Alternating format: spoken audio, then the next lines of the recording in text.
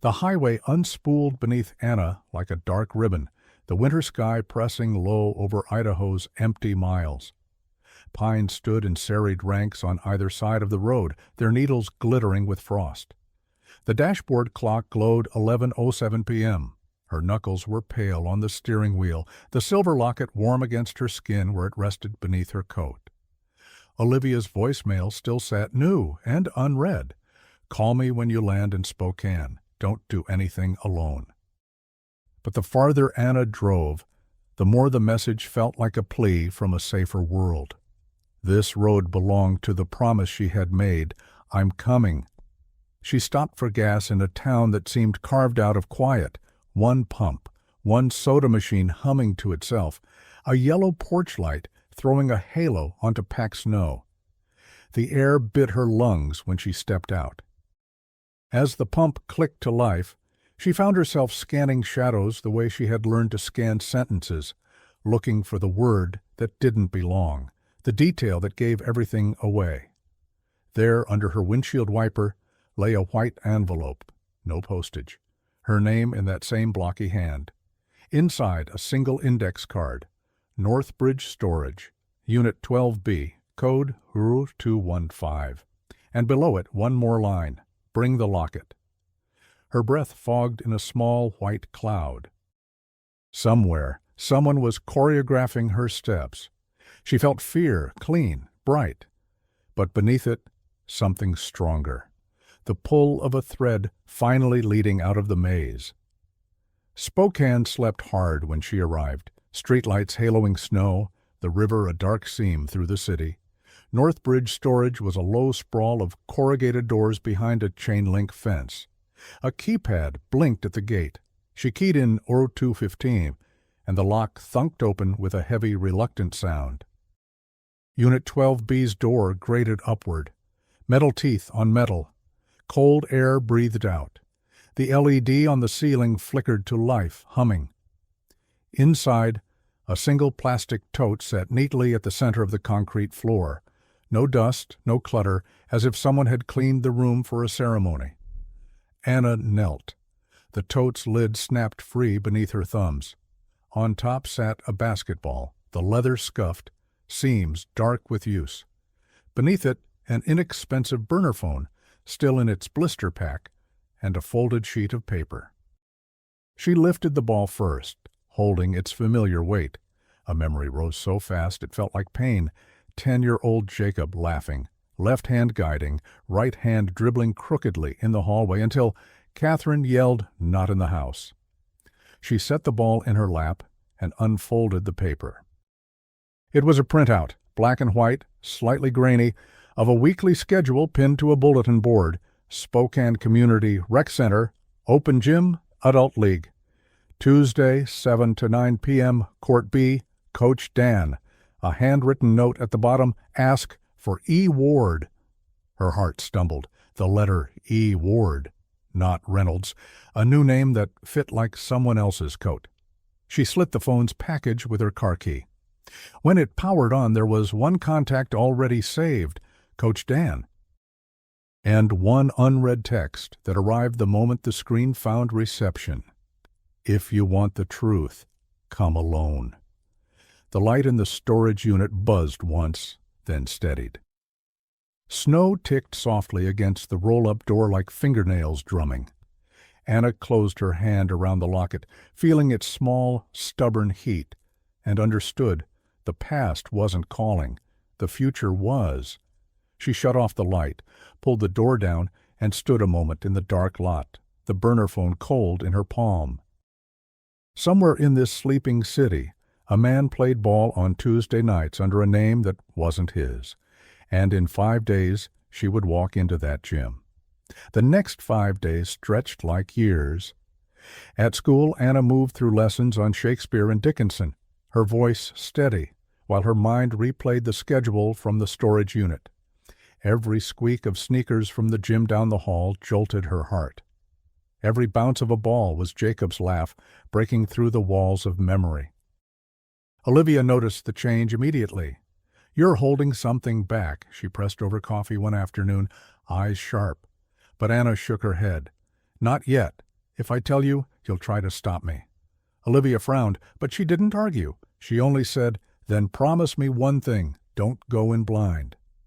Tuesday came bitterly cold, Spokane streets slick with black ice. The rec center loomed under fluorescent lights, its glass doors fogged with condensation. Anna sat in her car for nearly an hour, the burner phone heavy in her coat pocket, the locket warm against her chest.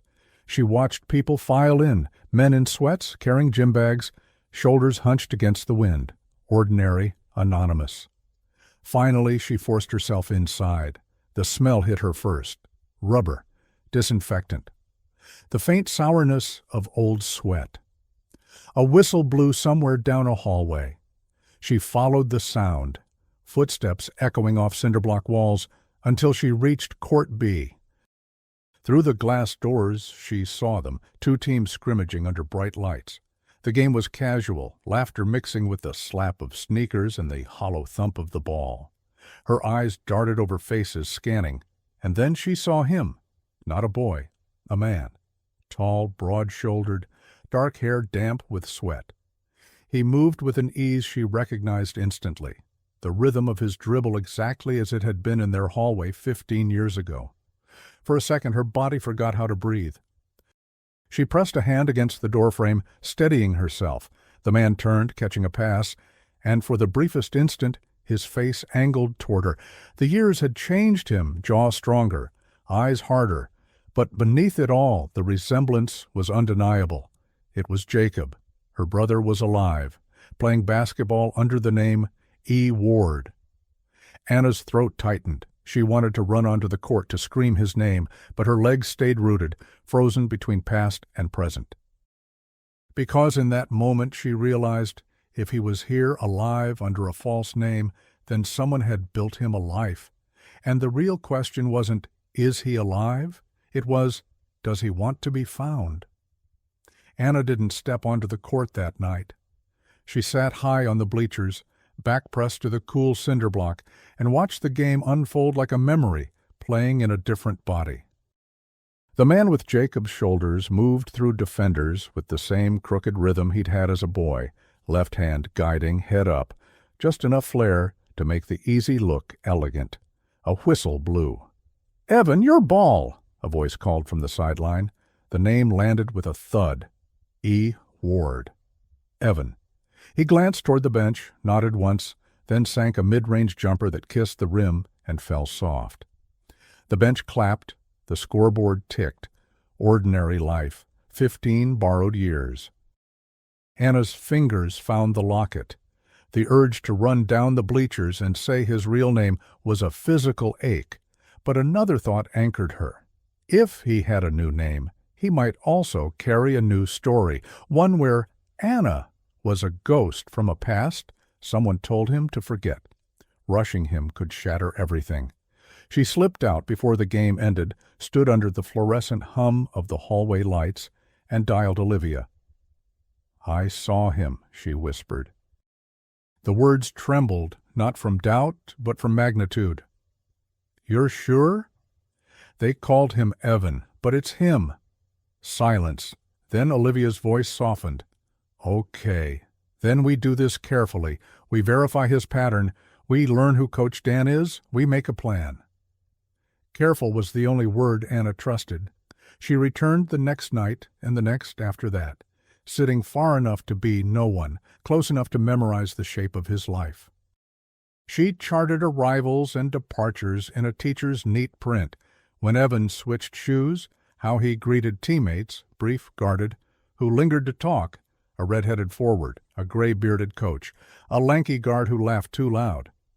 At the front desk, she signed a visitor slip with a steady hand and a neutral smile, years of classroom composure repurposed as cover. Between visits, she met with Holloway at a diner off the freeway. The retired detective looked smaller under the harsh lights. He let her talk, only breaking in to say, "Don't approach him cold. People who've lived a lie will defend it before they question it." He slid across a napkin with two names in cramped script, local men once tied to her father's debts. If any of the old network is still breathing around here, that coach might not be just a whistle. Anna took the napkin, folded it carefully, and tucked it behind her locket, like a promise. Back in her hotel room, she wrote and rewrote what she might say if Jacob, looked her in the eyes. Each draft was simple, pared down to truth. You had a sister. You loved a left-handed dribble. You gave me this locket. You are not a mistake I made in the smoke. On the fourth night, she saw something that erased sleep. When the scrimmage ended, Coach Dan put a hand on Evan's shoulder and spoke too close, too long. Evan's jaw tightened, gazed down, body a study in obedience, learned the hard way. When he finally pulled away, the coach followed him to the door. Not a mentor, a handler. Anna's fear sharpened into resolve. If Evan had been kept safe, it was in a cage. If he'd been kept hidden, it was in a story someone else wrote. She had spent 15 years surviving a lie. She would not let her brother spend the next 15 living one.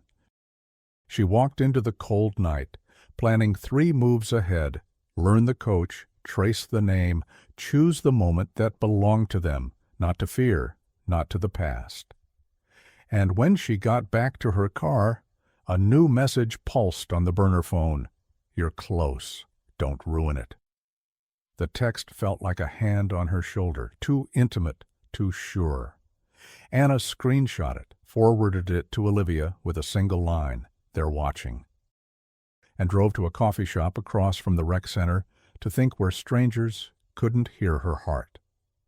Olivia arrived at dawn with a stack of printouts and 2 paper cups steaming. "Front desk rosters are public enough if you ask like a reporter," she said, sliding a sheet forward. "Adult League sign-in, Evan Ward, emergency contact, D. Carver. There's your Dan, full name likely Daniel Carver."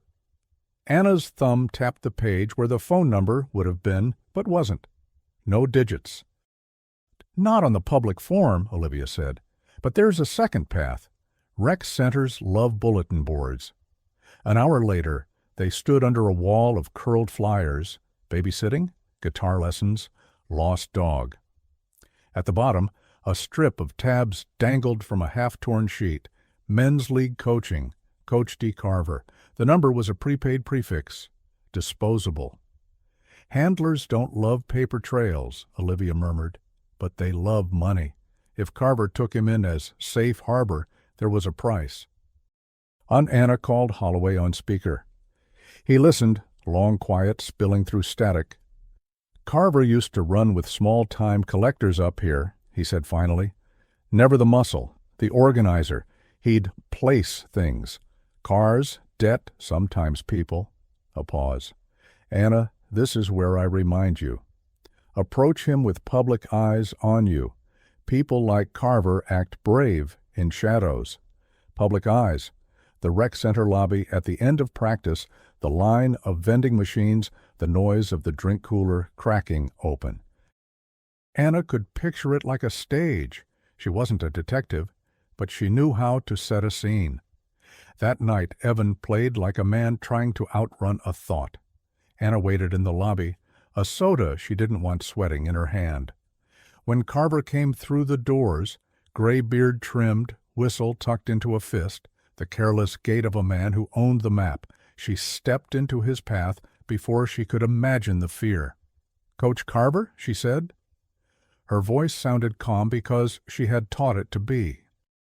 He let his gaze flick over her, coat, eyes, stance, and didn't smile. "Do I know you?"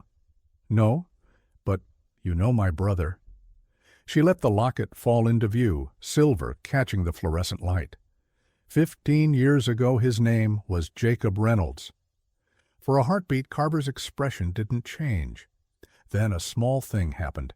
His right eyelid twitched, not a flinch, just a correction, and Anna felt a cold, almost clinical certainty. Holloway's rule was holding. Men who lived in shadows corrected their faces before they answered. "You should leave, Ms. Reynolds," she said evenly. "Anna." She took half a step closer, enough to be heard without raising her voice. "I'm not here to make a scene. I'm here to tell you that I know what you did. You placed a boy for a debt that wasn't his. You wrote him into a story where his sister died instead of him." Carver's jaw moved once, a muscle waking under his beard. He tilted his head toward the gym doors. "You're trespassing in a life that doesn't belong to you." "And you're trespassing in one that never belonged to you," she said. "Here's what's going to happen. I will speak to him, once, somewhere you don't control. You can choose to be in the room or not. But if you try to move him again, I will put every page of this story in a reporter's hands by morning." A beat. 2. Somewhere behind them, a child's laughter pinged off tile, parents setting up for a youth league after the adult game. Public eyes, public sound. Carver's gaze slid to the locket, then to Anna's face. "You think truth saves people."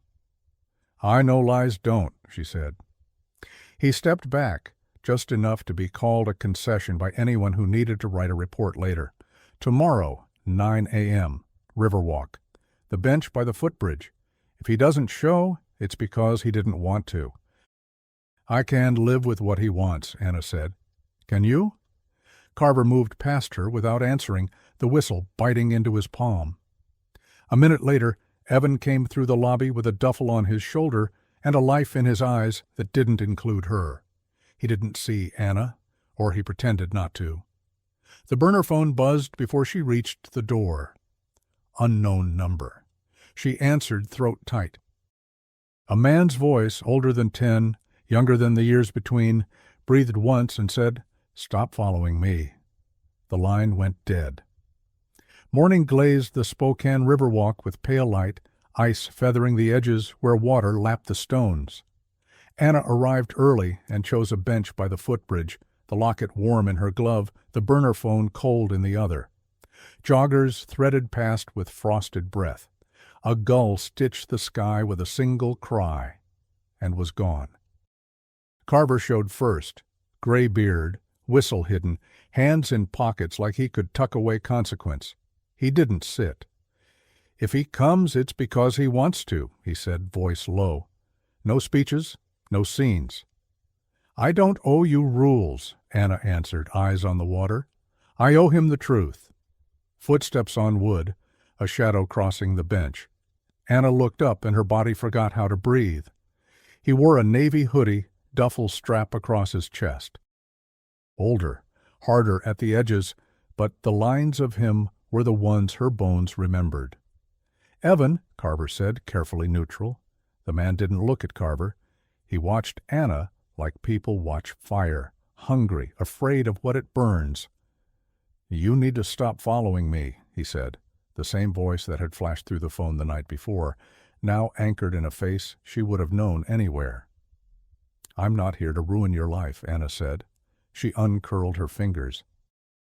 The locket lay in her palm, silver bright in the milky light. "I'm here to give you back yours." Something flickered. He didn't take the locket. He didn't run. He stood, fists buried in the hoodie pocket. "My life is mine," he said. But his stance betrayed a history of waiting for permission. Anna kept her voice even, the way she did with a student on the verge of truth. "When you were 10, you dribbled left and counted out loud. 1, 2, 3, and 12, and then spun because you said the spin made you feel like time couldn't catch you." She swallowed. "You gave me this locket for Christmas. We took turns hiding notes behind the picture." A muscle jumped in his jaw. He glanced at Carver, reflex, not request, and back at Anna. "I don't know you." "Then look," she said, fingers finding the tiny hinge her father had soldered years ago. The locket's frame lifted a second time, hidden to anyone who didn't know, and a paper scrap slid free, browned at the corners, ink faded but legible. 12 plus. Spin. The breath he took sounded like pain. For a second his eyes weren't a stranger's, they were a boy's, surprised to see himself again. Carver shifted his weight. "That's enough," he said. Too quick, too sharp. A jogger brushed past the bench, bumping Anna's sleeve. "Sorry," the woman murmured, moving on. Only when Anna looked down did she see the brochure the jogger had left behind without breaking stride, Spokane Community Library, with a date circled in red and a single word scrawled on the back. Microfilm. Evan's gaze flicked to the locket, then to the river. He stepped back. "Whatever story you're telling yourself," he said, voice tight, "it's not mine." He turned, moving fast, the duffel thumping against his hip. Carver started after him, but Anna's voice stopped them both. "Jacob." He froze, only for a breath, just enough to carve a new certainty into Anna's ribs, then walked on. When he and Carver vanished up the path, Anna sat. Ice ticked against stone, gulls moved like commas above the river, and courage pooled back into her hands. She turned over the brochure. Microfilm. A date. 16 months after the fire. By noon, she and Olivia were in a quiet corner of the downtown library, the machine glowing bluish in the dim. Olivia fed the reel with steady hands, while Anna scrolled 2 decades back. Headline after headline stuttered past. Then Olivia's finger tapped glass. There, a small article.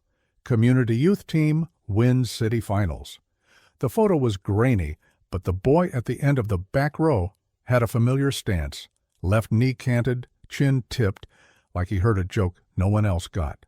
Coach D. Carver stood behind them, expression unbothered, left cheek nicked by a thin white scar the beard in person had almost hidden. The caption named the boy Evan Ward. Olivia exhaled slowly. He didn't just disappear, he was placed. Anna traced the boy's outline on the glass and watched. When they left the library, a white envelope rode the lip of Anna's windshield wiper like a gull on wind. Inside, a yearbook page, photocopied, corners smudged. North Spokane High, sophomores. A face at the margin had been circled in blue pen. Evan Ward again, older now, eyes distant, even as he faced the camera. Someone had blacked out the line where Guardian would have appeared, but a faint impression pressed through the paper from the page beneath. D. Carr. They weren't careful, Olivia said. They were confident. 2 blocks away, a black sedan pulled from the curb when they did, and tucked itself 3 cars back like a punctuation mark that wanted to be invisible. Olivia caught it in the rearview mirror and didn't pretend it wasn't there. "We're being shadowed," she said. "We were the moment I said his name," Anna answered. She didn't speed up. She gripped the locket, feeling the second hinge's teeth, and thought of a boy counting 12 so time couldn't catch him. That night, back at the motel, a padded mailer waited at the front desk with her alias on it, Ms. R. Allen, a name Olivia had used for safety once and promptly regretted telling anyone. Inside lay a key on a plastic tag, River West Storage, Locker C, no note, no code. "Same handwriting on the tag as the first storage," Olivia murmured, comparing the blocky letters. Locker C held no plastic tote. Instead, a shoebox sat on the concrete like a relic. Inside, a VHS tape labeled in a child's loopy hand, "Home." Driveway. Spins, edges melted just enough to smell faintly of old smoke. On top of it, a clinic intake form with half the ink washed away by time. Evan Ward, Guardian D. Carver, minor burn, left wrist. Anna's stomach pitched, the thin silver scar she'd glimpsed under Evan's sleeve that morning, real as breath. They bought a VCR from a thrift store 2 doors down and coaxed the machine to life with a prayer and a rubber band. The TV's speaker hissed, then warmed. The image guttered, then steadied. A driveway, chalk lines, a ball. Jacob, 10, small, sure, counting out loud. 1, 2, 3. A woman's voice laughed from off-screen. Catherine's, before grief burned the music out of it. "Not in the house, mister." The boy spun, grinning. The tape ended in a blur of blue, the old VCR chugging as if memory had weight. The room felt smaller from the shape of what they'd seen. Anna ejected the tape, fingers shaking. "He was taken," she said, and this time the words didn't shatter her. They hardened into a truth she could hold. He was kept. On the burner phone, a new text arrived with the finality of a gavel. Tomorrow, 7 p.m., downtown library, microfilm room. Come alone. Anna stared at the screen until her own face looked like someone else's in the black glass. He's the one calling the place now, she said, not Carver. Or someone using his hope to write the ending for him, Olivia said. Either way, the story was going to turn. The microfilm room hummed with the soft insect buzz of fluorescent lights. The rest of the library had thinned to murmurs. Outside, snow began again, soft as erasure. Anna waited with the tape in her tote and the locket warm beneath her sweater. She had come alone, exactly as asked, but Olivia's car idled 2 blocks over with a camera ready and Holloway's number punched into the first speed dial like a talisman. At 7:06 he stepped through the doorway. No hoodie, a plain black jacket, hair damp from snow. He moved like he'd told himself not to run. Anna stood. The years between them pressed like glass. "Thank you for coming," she said. He didn't answer. He dragged a chair back with the heel of his boot and sat, arms crossed tight as a closed book. "Say what you came to say." She set the VHS tape on the table between them. "I brought something you haven't seen." His eyes flicked down, then up. "I don't own a VCR." "I do," she said. "Across the street. We can—" "No." The word was fast. A shield. He leaned in, voice low. "Tell me what you get out of this. Money. A headline? I don't know what Carver told you." "He told me nothing I didn't already know," Anna said, and the steadiness of her voice surprised her. "I know your left wrist burns in winter where the scar is thin. I know you hate the smell of wood smoke and that you leave the gym when someone lights incense for yoga class. I know you dribble left because you like the way it felt to beat a hallway, not a defender. I know the word 12 sits behind your teeth when you're scared." Something cracked. He looked away, throat working. When he spoke again, the words sounded like they'd been taught to him. "I was told my family didn't want me." He swallowed. "That they paid to make sure I—" He stopped, jaw locking. "I don't owe you your version of me." Anna's breath hitched. She saw it now, the larger cage built around the smaller one. "Who told you that? Carver?" He didn't answer. The fluorescent light stuttered, steadied. Across the room, a librarian rolled a cart past like a slow ship through fog. Anna slid the locket across the table. "Open it." He didn't touch it. He stared at the floor. "I remember smoke." He said it as if reciting a line that didn't belong to him. "I remember cold, then Carver, a different name, a room that said new and meant never ask." His mouth twisted. "So I didn't." "You bars." Anna reached into the tote with shaking hands and set a photocopy of the yearbook page beside the locket. A blue circle around his sophomore face. "The person who circled this wanted me to find you," she said. "If that's Carver, we'll burn his story down. If it's you, then you already know the truth is stronger than the things they said, to keep you quiet." He stared at the page too long for indifference. Then he lifted the locket with a thumb and forefinger like it might bite. The hinge caught, released, and the scrap fell into his palm. 12 plus spin. He made a sound that wasn't a laugh and wasn't a sob, just air remembering itself. "It wasn't your fault," Anna said. "It wasn't mine. And it wasn't Mom's that she bled herself empty, trying to make us live through the story they wrote." She drew a thin breath. "But we don't have to keep their ending." Footsteps scuffed at the doorway. Carver, his beard beaded with snow, eyes flat as if he'd swallowed a fuse. "Time's up," he said. Too bright for a library, too smooth for a man who hadn't earned ease. "Public eyes," Anna said without turning, the words for him, the reminder for herself. "Make your choices like people are watching." "I always do," he said, and smiled the kind of smile that doesn't belong to a mouth. The lights flickered. Not a power outage, something more directed. A second later, the building's fire alarm yelped to life, shrill and immediate. Librarians lifted palms, ushering patrons toward exits. The microfilm room became a current. In the chaos, Carver's shoulder grazed Anna's, and for a heartbeat, his hand brushed her coat pocket. By the time the hallway cleared, he was gone. Outside, snow fell harder. Anna's lungs pulled at the cold. She dug into her pocket with numb fingers and found a note that hadn't been there before, ink bleeding where flakes kissed it. He wasn't abandoned. He was sold. Across the street, Olivia's car door opened, camera already up, eyes wide. Evan Jacob stood under the awning, the locket in his fist, looking at Anna like a door he couldn't decide to open or lock. Somewhere behind them, a black sedan idled, exhaust ghosting, and somewhere between the alarm in the snow and the heat in a stranger's lie, a new truth settled its weight.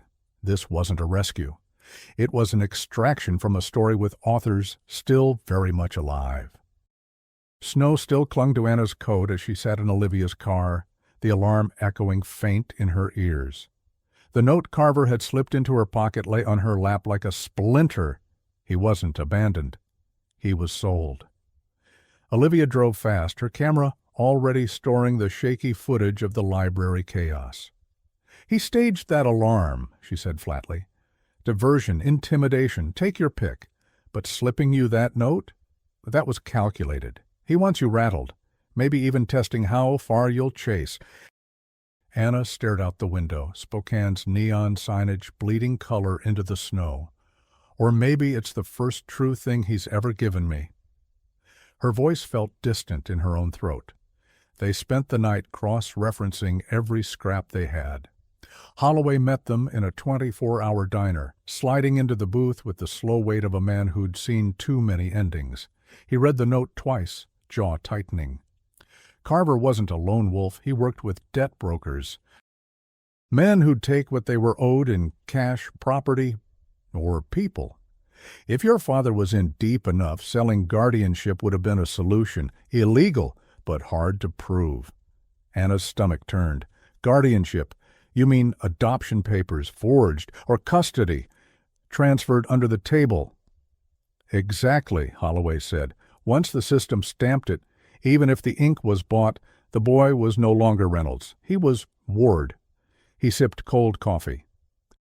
If you want proof, you need records, county filings, maybe sealed, but someone like Carver would keep leverage. Paper trail is power.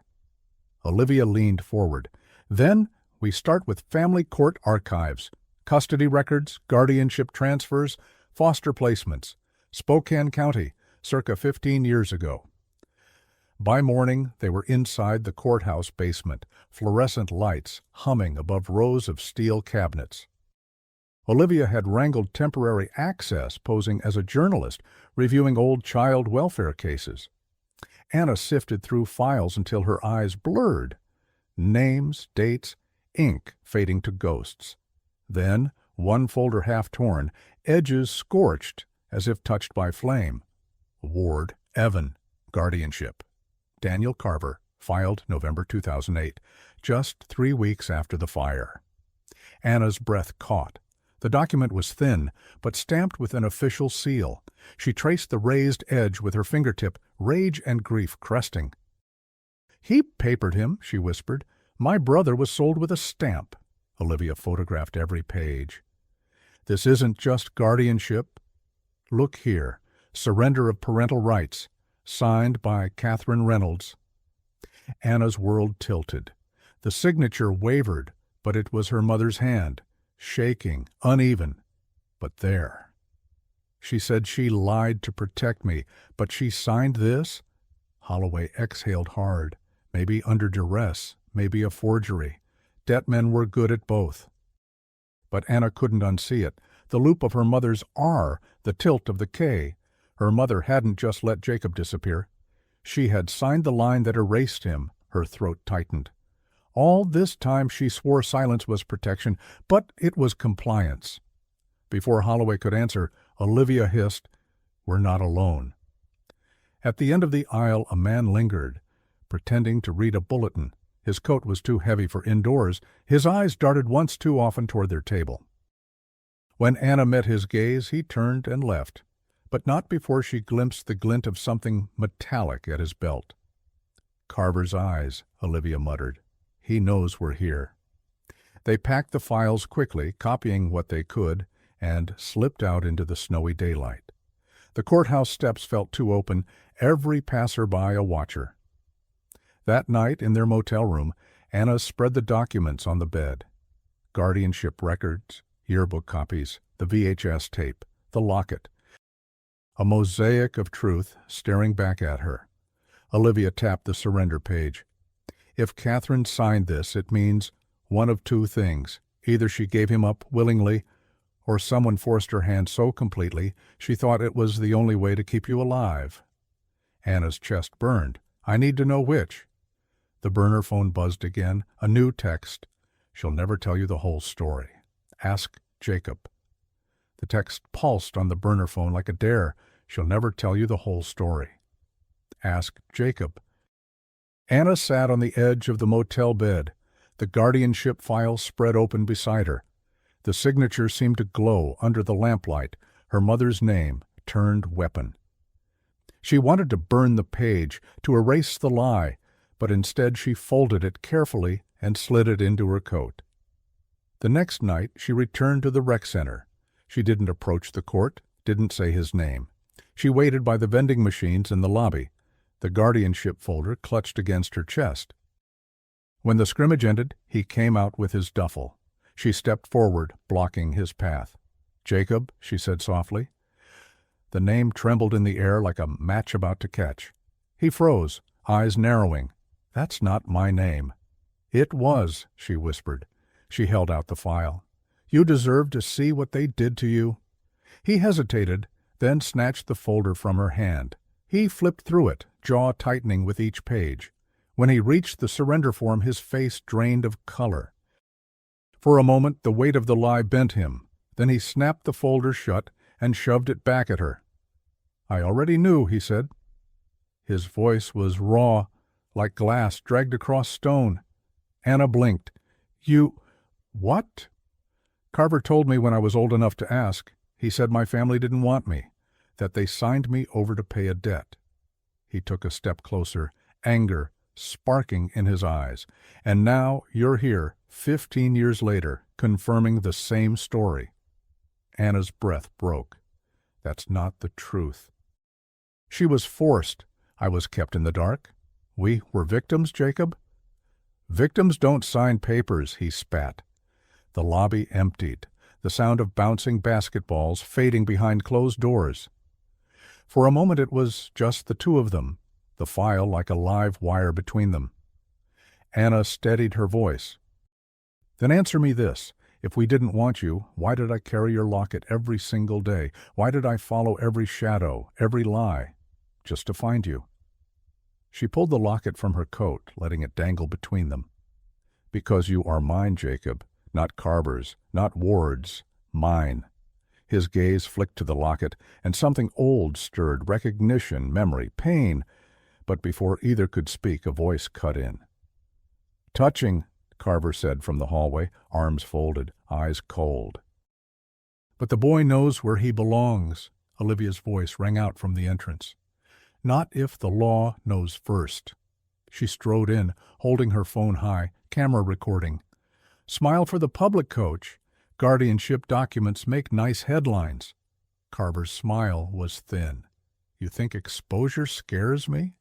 "It scares the ones who pay you," Olivia shot back. Jacob, Evan, looked between them, torn. His fists clenched, the file pressed to his chest. Finally he turned to Anna, voice cracking. "If you want me to believe you, show me proof, not stories. Proof." Anna swallowed hard. "Then come with me. One place, one night, the house. The fire lot." For a moment, silence. Snow pressed against the lobby windows, muting the world. Then he gave the smallest nod, almost imperceptible. Carver stepped forward, but Jacob's voice was steel this time.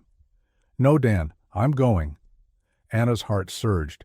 For the first time, Jacob had chosen her, even if only for one night. They drove to Boise under a sky the color of unspooled steel. The freeway miles rolled past in white noise, semi-sighing, wipers ticking, road salt hissing under tires. In the passenger seat, Evan, Jacob, the syllables lived side by side in Anna's mind now, stared straight ahead, the guardianship file clamped in his hands. He hadn't spoken since the rec center, not even when Olivia pressed a thermos into his palms at the first gas stop and said gently, "It's just coffee." "Aight." The old cul-de-sac had changed, and hadn't. The houses wore new paint and ring cameras, but the corner lot where the Reynolds home once stood remained an absence, fenced by a low rail, as if the neighborhood were trying to keep the past from wandering back in. Snow lay thin over winter-dead grass. At the far edge, a maple tree held a crust of ice like a crown. Jacob didn't cross the rail at first. He stood with his hands in his jacket and looked at the ground as if he expected the dirt to answer. The wind worried at his hood strings, bringing the distant smell of chimney smoke. Anna watched his shoulders tense and then loosen by inches. She remembered that smell, too, the way it could carry you through time without asking. "I don't remember this," he said finally, voice hoarse. "I remember heat, then cold, then a name that wasn't mine." Anna stepped beside him. "Memory keeps what it can and hides the rest." She touched the locket at her throat, then pointed to the maple. "After the house came down, Mom planted something there. She said it was the only living thing left allowed to stay." They climbed the shallow slope. Beneath the tree, the snow was thinner, wind-scoured. A dent puckered the earth, just wider than a shoe. Anna knelt, brushed away crusted flakes, and found a rectangle of metal flush with the soil, a biscuit tin, the kind Catherine used to pack Christmas cookies before the world turned to smoke. Her breath fogged. "She left this," Anna said, not asking, knowing. It took a pocket knife and patience to pry the lid. Inside, air-breathed paper dry and sweet with old sugar, a stack of money order receipts, edges curled, a bundle of letters tied with green thread, half returned, envelopes stamped undeliverable, a photo wrinkled and sun-bled, Jacob at maybe 11, on an unnamed driveway, a ball tucked to his hip, chin tipped, a man's hand on his shoulder just out of frame. On the back of the photo, Catherine's handwriting climbed. "If you ever find this, it means I failed at quiet. I sent money every month. He kept cashing and saying you were safe. He said I could never write you, that letters made noise. I never stopped trying anyway." Anna's knees went soft. She handed Jacob the receipts. Each was stamped to D. Carver, the memo lines thin, tuition, shoes, league fees. The last one simply, please. Dates bled down the page, 15 years of payments like beads on a string. "She didn't sell you," Anna whispered. "She fed the lie to keep you alive." Jacob's grip whitened. He turned one receipt, then another, as if looking for a trap. The wind rattled the tin in Anna's lap. Somewhere across the cul-de-sac, a screen door creaked and closed. Olivia crouched beside them, phone recording, voice low. "Follow the money. You find the author." She flipped a receipt and tapped a faint stamp half overlapping the cashier's seal. "Tri-County Youth Sports Trust." "That's not a charity I can find on record," she murmured, eyes narrowing. "That's a wash bin." Jacob stared at the tree, jaw tight. "He told me the trust kept lights on at the gym. He said people who loved me paid so I could be someone new. He said—" The sentence fractured. He swallowed. "He said the ones who wanted me back never asked." Anna laid the returned letters in his hands. The top envelope bore the same block print as the notes that had led her north. The stamp had never been canceled. Inside, Catherine's voice in ink. "Jacob, I don't know your name now, but I pay every month to keep you where the flames can't find you. If you ever read this, know we never chose the fire for you. We chose it for the men who would have taken both of you." Jacob's breath hitched. He read without moving, eyes moving left to right like a metronome, then stopping, then starting again, as if the words were muscle learning itself. When he set the letter down, his hands shook. Beyond the maple, a car idled too long at the curb, the same black sedan. Olivia's gaze flicked to it, then back. We have minutes, not hours. Anna lifted the last object from the tin, a small spiral notebook, cover blistered. First page dated the month after the fire. Inside, entries in Catherine's hand, amounts wired, cities noted, a running ledger of a mother paying a ransom she thought would never end. On the final page, a name in block letters different from the rest, angrier, as if written against a wall, Kincaid. Holloway had mentioned debt brokers, names floated, the worst stuck. Ralph Kincaid, Boise used car lots, bridge loans, the kind of man who could turn air into contracts and children into collateral, a crunch of snow. The black sedan's door opened. Carver climbed out, coat buttoned against the cold, face set to reasonable. He didn't cross the rail. He didn't need to. His voice carried clean. Time to go. Jacob looked at the receipts, the letters, the name. Then he looked at Carver. What moved in his face wasn't the old obedience. It was something that had learned to stand. "Who is Kincaid?" Jacob asked. Carver's eyes didn't blink. "Not your concern." "He is if he bought me," Jacob said, quiet as cut glass. Carver's mouth tightened. "He bought a debt. I gave you a life." "You sold me a story," Jacob said. The wind rose, the maple whispered. On a different day, in a different world, this would be where Anna put a hand on her brother's shoulder and said, "Let's go home." Instead, she stood and faced the man who had collected 15 years of a family's breath. "You're going to tell us where Kincaid is," she said. "Then you're going to explain why a trust no one can find stamped every receipt my mother bled to buy." Carver smiled without teeth. "You think I write down where the bones are." "You wrote down enough," Olivia said, holding up her phone. "You left benches and microfilm and phones and 4 different drop points. You've been trying to control the narrative since we touched Spokane.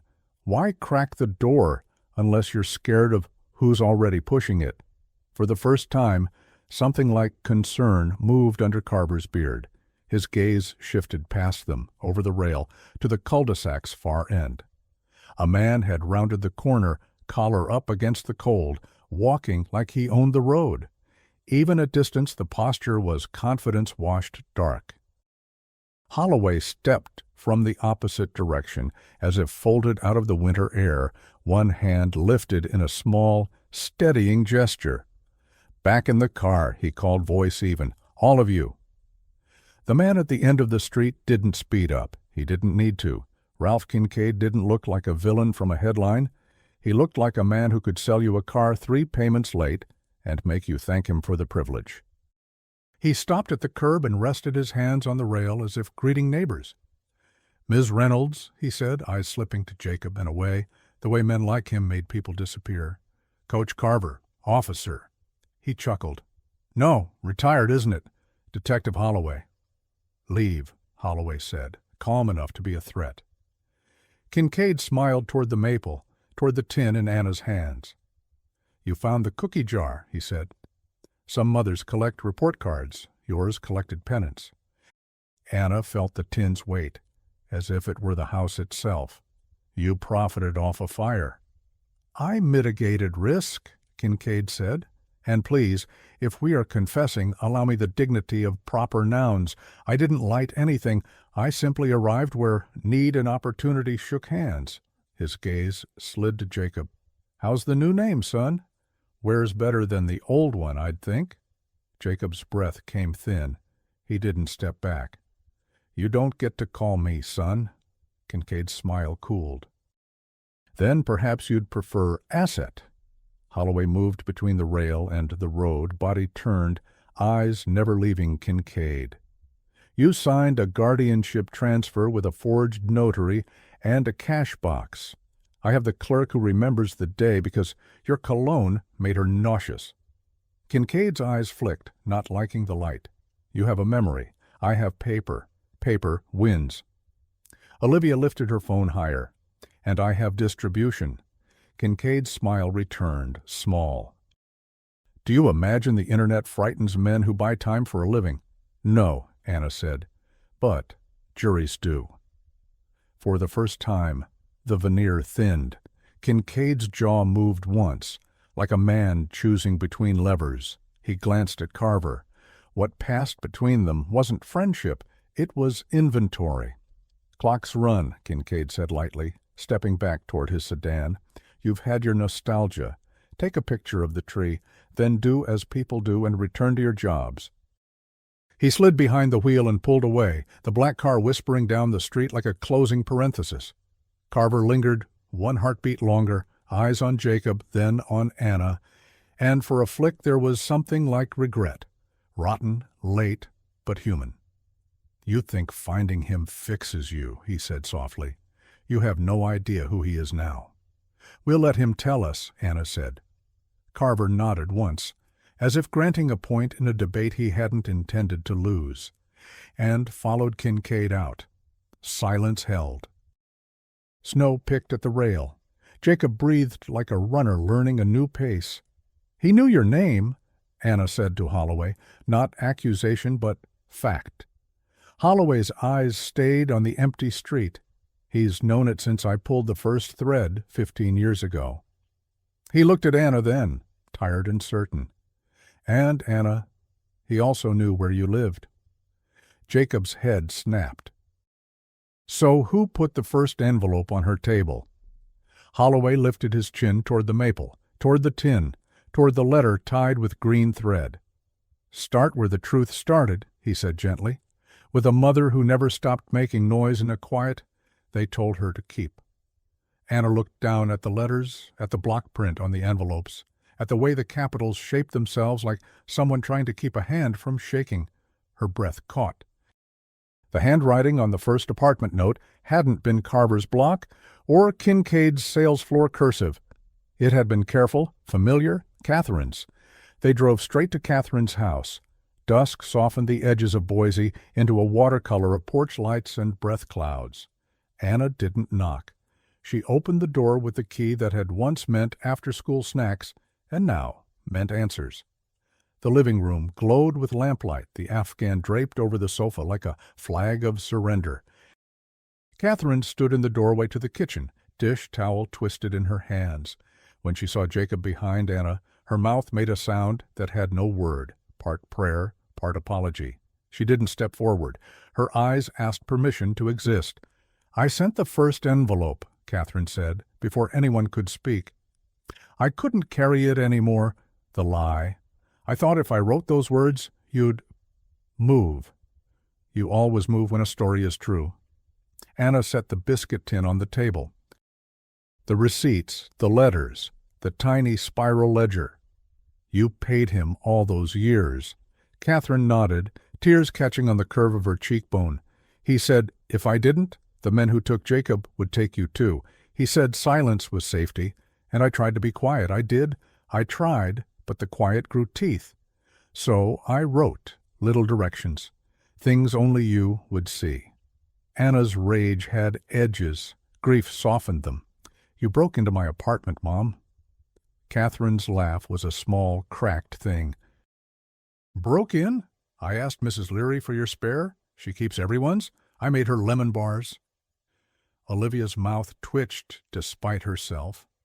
I need a neighbor like Mrs. Leary. Jacob stood by the window, hands braced on the sill.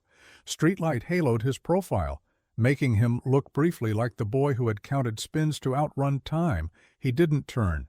You signed me away. Catherine didn't defend herself. She didn't reach for him. She folded the dish towel like a person learning a new ritual and set it on the table. I signed where a man with a gun on his hip told me to sign. I signed while he told me he knew where Anna's school bus stopped. I signed while a second man held a lighter under a photograph of your face and said he could make the whole world dark. I would have signed my name to the ocean if it meant you two would keep breathing. Jacob's shoulders buckled once, tiny. He didn't let it finish into a collapse. He told me you didn't want me. And he told me you were safer far away from the fire that wasn't done needing fuel, Catherine whispered. He took my letters. I kept writing anyway. Some mothers buy shoes. I bought the right to imagine you alive. She looked at Anna. And when the imagining began to rot me, I wrote you a different letter. 5 words. Enough to light a fuse. Anna pressed her palm to the table, to the receipts, to the ledger, to now. She turned to Jacob. We found the name. Kincaid. He held the ledger. Carver did the paperwork. Mom sent money so their story didn't end with a second fire. Jacob's gaze slid from window to mother to sister. He looked like a man balancing 2 histories in one body. So what now? He asked. Empty and full at once. Now we write ours, Anna said softly, but first we cut theirs.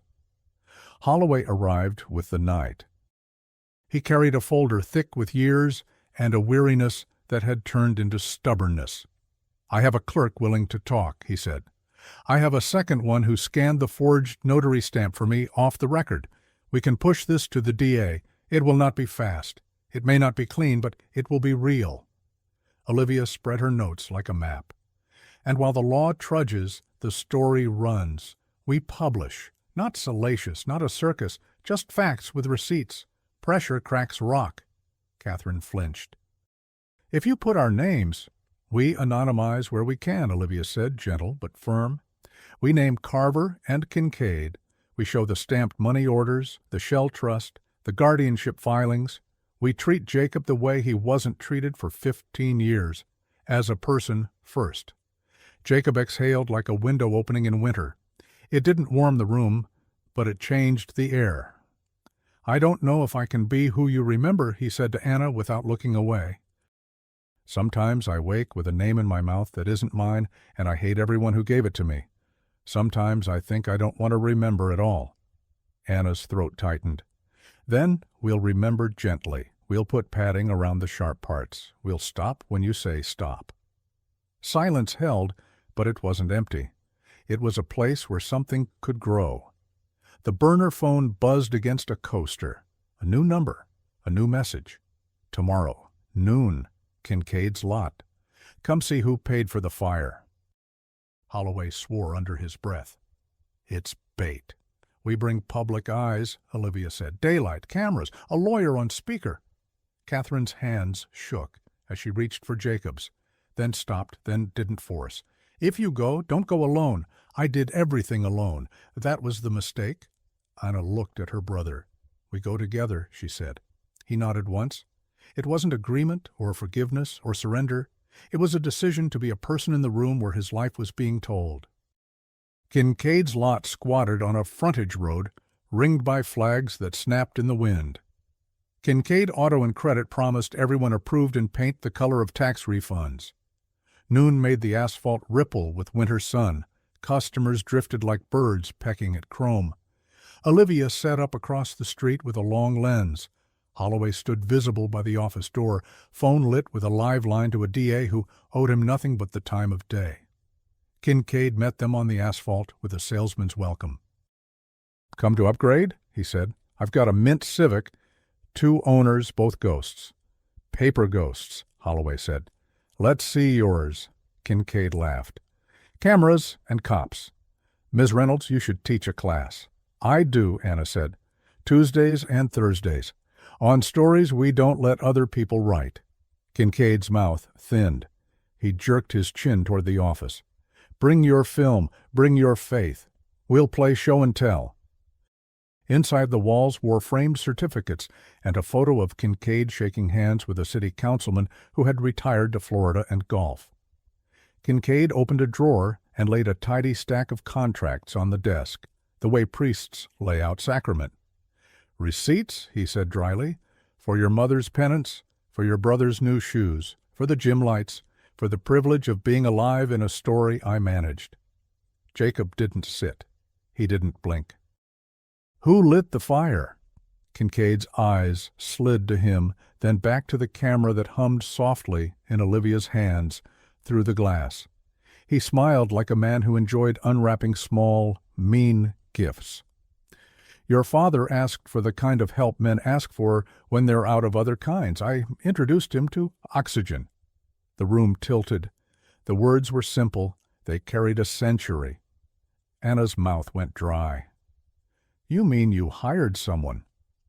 "I mean I explained what a fire buys," Kincaid said pleasantly. "Attention in one place, quiet in another. Your mother had the grace to understand the price of that quiet. She paid. You're here because of her." He looked at Jacob again. "You, young man, are, what do they call it in economics, a sunk cost. I don't chase sunk costs." Holloway's phone chirped, one short tone. He glanced down, then up, a flint spark in his eye. "DA's office says hello, Kincaid. Funny thing about forged notaries and charity shells. They hate them. Get lunch." Kincaid's smile didn't move. "You have paper. I have judges." "Then we let juries meet your cologne," Olivia said from the doorway. In the corner of the office, a TV burbled with a daytime talk show. On the ticker, a local headline crawled, "Youth Sports Coach Named in Guardianship Probe." Carver's photo, beard neat, eyes astonished as if he hadn't seen the mirror this morning. Kincaid's gaze flicked, small as a moth's wing. Not fear. Calculation, reallocating. Jacob stepped forward, palms on the desk, leaning into space men like Kincaid believed they owned. His voice didn't rise. That would have given away heat. He kept it low, cut fine. "You said I was an asset. Assets move. Here's what moves now. Me. Out of your ledger, out of your mouth, out of your memory." Kincaid's laugh died. Anna put the locket on the desk between them, not as evidence, as gravity. "You took our name. We're taking it back." Outside, sirens yelped, close then closer. Holloway didn't smile. He only exhaled. "Public eyes," he said, almost to himself. Kincaid stood. He smoothed his tie as if the gesture could reassert order. "You think this is the end of something," he said softly. "It's the middle. Middles are where people get tired." Anna met his eyes. "Then we rest in shifts." The door banged open, and uniformed officers flooded the fluorescent light with their law. They didn't handcuff Kincaid yet. That would belong to later, to a judge, to paper. But they asked polite questions with unfriendly pens and took statements under cameras that made lies cost more. In the churn, a simple thing happened that would change the ending. Jacob took out his phone, opened a notes app, and typed a name. Then another. Then an address he hadn't allowed himself to keep before now. He handed it to Holloway. "People who knew me," he said, "as Evan. People who saw things Carver didn't plan for. If you want witnesses, start there." Holloway read, nodded once, and tucked the phone back into Jacob's palm like a right. On the sidewalk, the winter sun had edged toward afternoon. Olivia lowered her camera and leaned into Anna's shoulder. "You know this doesn't wrap in a montage," she said. "I teach teenagers," Anna said, tired and sure.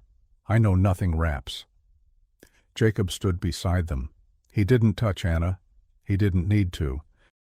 He said, without looking away from the lot where flags snapped and paper burned without flame, "I sent some of the notes." Anna turned. "Which ones?" "The brochure, the microfilm," he said. "A beat." "The storage unit. I wanted to see if you'd come. I wanted to see if I wanted you to." "And the first envelope?" Anna asked, though she already knew. "Not me," Jacob said. "Me," Catherine said from behind them, voice small and fast. She had come without being asked, her coat buttoned wrong, her courage buttoned right. She looked at Jacob as if sight could be apology. "I wrote 5 words and prayed into the envelope like a church." The sirens quieted. The flag snapped. On a desk inside a glass office, a silver locket lay in winter light, throwing a small, stubborn star onto a stack of contracts. Jacob reached without ceremony and closed his fingers around his locket's twin. For the first time since Fire, the story's authorship shifted cleanly, decisively, out of the hands that had bought it. That night, Anna couldn't sleep. The motel walls hummed with the pipes. Snow tapped at the window, and still she lay awake, listening for the rhythm of her brother's breathing in the next room. It was there, steady, unfamiliar, and yet the most familiar sound she had ever missed. At dawn she found him outside, sitting on the concrete steps with the locket dangling from his fist. The sky was pale blue, the kind of color that promised cold, but also something clean. "You kept it," she said softly, stepping into the light. Jacob didn't turn. I don't know why. He let the chain slip between his fingers, metal catching on the rawness of his skin. "Part of me thinks if I keep it, I'll never be free. Part of me thinks if I let it go, I'll never know who I was." Anna sat beside him. "It doesn't have to be either or." She hesitated, then added, "I don't want to force you to be Jacob again, but I don't want you to erase him either. He's us." He finally looked at her. His eyes were rimmed red, not from tears, but from carrying too many nights without them. "You don't understand what it was like. Every time I asked, he said my family signed me away. Every time I wanted to believe different, he said I was a debt receipt. I grew up being told I was the fire's ash. You don't just wipe that off?" Anna's throat burned. She didn't argue. She didn't try to rewrite his story. She only said, "Then let me carry part of it. I've been carrying silence for 15 years. I can carry this too." The silence that followed wasn't empty. It was space, tentative, shared. Later that morning, Holloway drove them downtown. News had already leaked. Carver under investigation, Kincaid under questioning, whispers of guardianship fraud flooding local stations. Outside the courthouse, cameras swarmed. Olivia pushed through with her badge and voice steady, framing Anna and Jacob in a way that didn't exploit but affirmed survivors, not spectacles. Inside, Anna sat through the first meeting with prosecutors. She listened to dates, documents, notary stamps. She watched Jacob shift in his chair, his hands flexing as though he wanted to leave but chose to stay. The lawyer spoke to him directly. "You are not the one on trial. You are the evidence of a crime committed against you." Something in his posture eased, just a fraction. It was enough. That evening, back at Catherine's house, the air was thick with years unsaid. The three of them sat around the old kitchen table where Anna had once done spelling tests and Jacob had drawn plays on napkins. Catherine reached across, hands trembling. "I thought paying meant protecting. I thought silence meant saving. I never thought it meant losing both of you." Jacob didn't pull away, but he didn't take her hand either. His voice was low. "You could have told me the truth." Her eyes filled. "I thought it would kill you." Anna finally spoke. It almost did. The words hung there, heavy but cleansing. For the first time, the silence didn't feel like a wall. It felt like a floor, cracked but strong enough to stand on. Jacob rose, restless. He wandered into the living room, where a shoebox of old family photos lay half-forgotten on a shelf. He opened it. Pictures spilled, birthdays, campouts, one blurry shot of him in a Halloween mask, Anna holding his hand. He stared at it, as if touching something both foreign and his own. When he came back, he set the photo on the table. "I don't know if I can ever forgive the fire or the lies. But I want to know what came before." Anna placed her hand over his. "Then we'll start there." 2 days later, Jacob agreed to walk with Anna through the Riverwalk again. The snow had melted just enough to reveal damp stone, the river running dark and restless beneath the bridge. They didn't talk much at first, just walked side by side, their breath rising in small clouds. Finally, Jacob said, "I don't know if I can ever be your brother the way you remember. Too much of me grew up as someone else."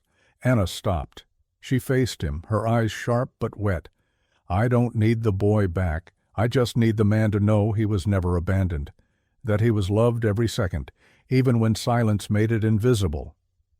For the first time, his face cracked. Not a full collapse, but something real. His shoulders bent, His mouth twisted and his breath stuttered. She stepped forward and wrapped her arms around him. He froze, stiff, then slowly let himself fold into the space she offered. His forehead pressed to her shoulder. "I wanted to believe you," he whispered, voice breaking. "Every night. I just—" His words cut into a sob that came out raw and unguarded. Anna held him tighter. "Then believe me now." It was not a clean reconciliation.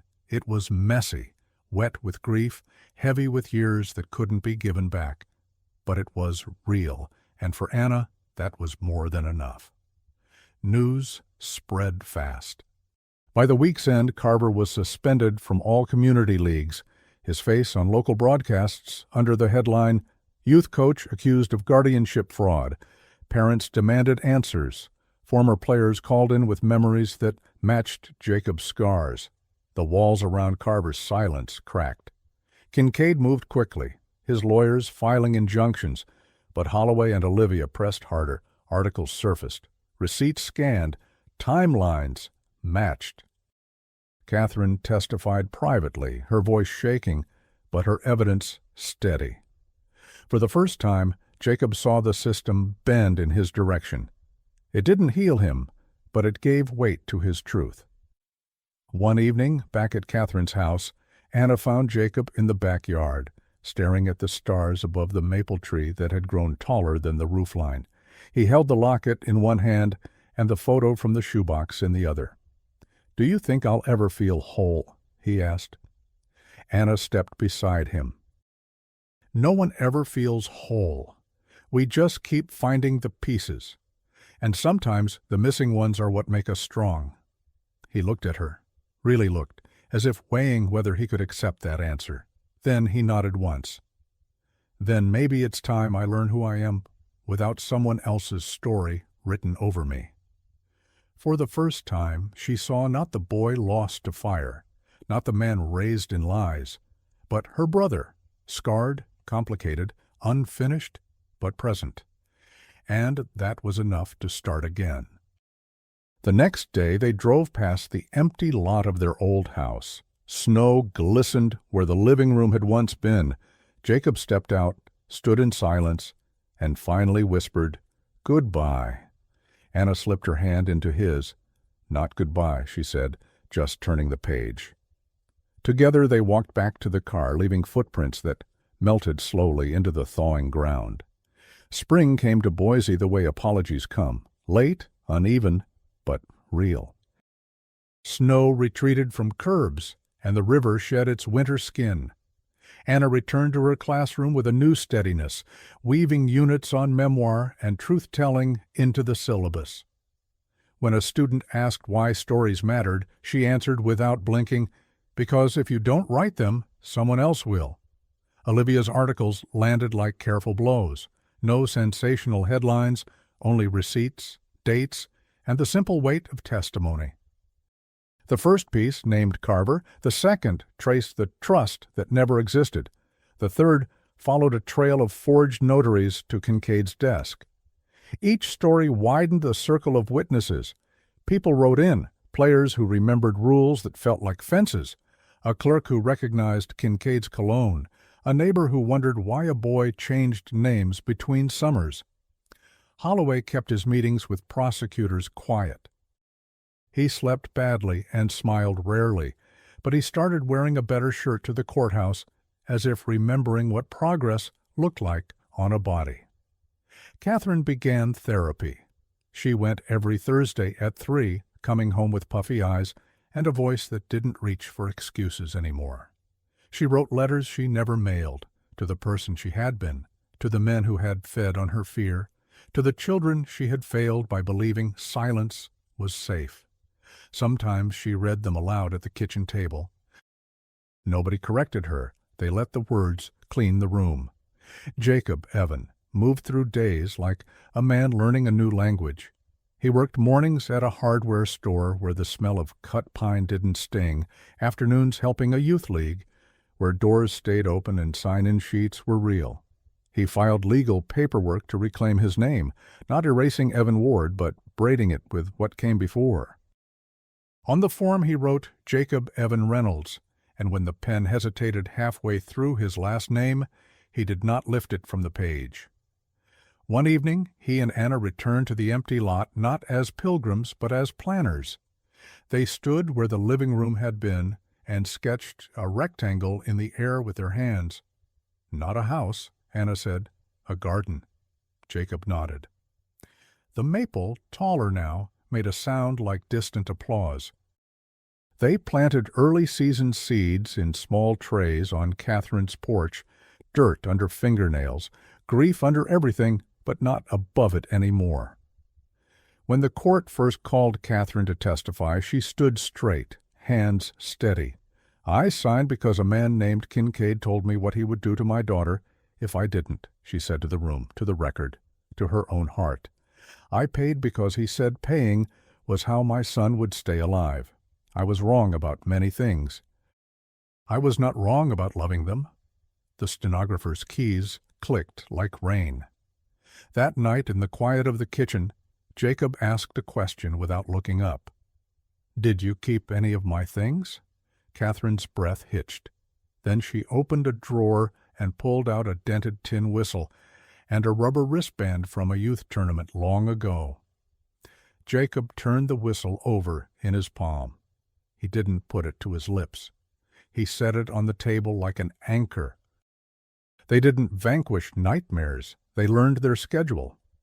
When the smell of smoke rode in on a neighbor's barbecue, Jacob stepped outside and counted to 12, not to spin time back, but to prove it could move without him breaking. Anna stood with him, saying nothing, her presence the simple answer to a complicated question. Am I still alone? The day the name change became official, they met at the Riverwalk bench by the footbridge. The clerk's letter sat in Jacob's jacket like a passport. He handed it to Anna, and for a second she was 14, pressing her palm to a doorknob too hot to hold. Then she was 29 again, holding paper that didn't lie. "Feels strange," he said, half smiling, half bracing. "Strange is fine," she answered. "Strange means new." They crossed the bridge slowly, below water-threaded stone with a sound that could be read as grief or as motion, depending on what you brought to it. On the far bank, a youth team chased a ball under a coach's chatter. Jacob watched them, hands tucked, face unreadable. When the game ended, one kid missed a high five and laughed so loudly it bounced off the railings. Jacob's mouth softened. He didn't join an adult league again immediately. He walked the long way back to loving the game, not because someone told him to play, but because he wanted to. He and Anna went to the rec center on a Tuesday just to listen to the echoes. They sat on the top bleacher, far from the door. When an old teammate spotted Jacob and lifted a hand, Jacob lifted one back without ducking his head. Progress can be the size of a wave. At Catherine's, spring became summer. The garden on the empty lot took root, tomatoes, herbs, a row of sunflowers along the rail like sentinels. Neighbors who had once avoided the corner stopped to ask what was growing. Some brought seedlings, casseroles, apologies. No one forced them to speak aloud. On a small wooden post, Anna hand-painted a sign, "The Story Garden." The name made people smile. It made Jacob breathe deeper. Kincaid's first hearing came and went with motions and posture. Carver turned up with a lawyer and a suddenly trimmed conscience. There were continuances, then discovery, then the beads of procedure that the law uses to climb toward justice. It was not swift. It was not clean. It was, as Holloway promised, real. And when Olivia published a final piece titled "The Price of Quiet," the comments filled with people who heard themselves in the Reynolds noise and decided to make some of their own. On a warm evening in July, Jacob brought a basketball to the garden. The leather had been reconditioned, the seams still dark with history. He set it on the path between tomatoes and thyme. "You want to try?" he asked, the question both casual and holy. Anna laughed. "I'm terrible." He grinned, an expression that looked like sunlight remembering a window. "Me too," he said, and passed her the ball. They took turns bouncing on packed soil, gentle, aware of roots. The sound was different here, less echo, more earth. It fit. As dusk bled into the edges of the sky, they sat on the rail and watched the maple collect birds. Catherine came out with lemonade and 3 mismatched glasses. For a long while nobody narrated the moment. It was enough to be in it. When the first stars showed, Jacob spoke without looking away. "There's a part of me that will always answer to Evan," he said, "and a part that will always ache when someone says Jacob. I thought that meant I couldn't be whole." He paused. "Now, I think it means I'm honest." Anna rested her head on his shoulder. Honest is better than whole. The night cooled. Somewhere down the block, someone turned on a porch radio and let a late song drift. It wasn't nostalgic. It was new. Jacob rolled the locket's chain between his fingers and said, almost to himself, "For so long all I heard was fire." He glanced at Anna, at Catherine, at the garden growing where a house had been. "Now, when it's quiet, I hear you." She remembered the first time she had whispered into the dark, "I'm coming," and how the words had felt like both promise and prayer. She didn't need to say them anymore. She was here. The river kept moving. The maple kept listening. On a bench by a footbridge, a brother and sister let silence be what it had always wanted to be, proof, not punishment. And the story that once began with flames ended at last, with 2 people writing their names where no one could erase them.